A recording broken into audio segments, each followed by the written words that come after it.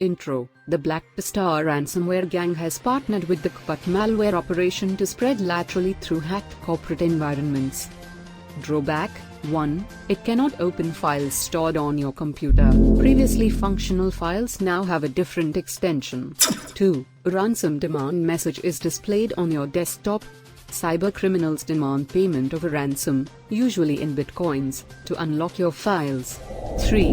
All files are encrypted and cannot be opened without paying ransom. Additional password stealing Trojans and malware infections can be installed together with ransomware infection. How it enter: infected email attachments, macros, torrent websites, malicious ads and other mediums like USB drives.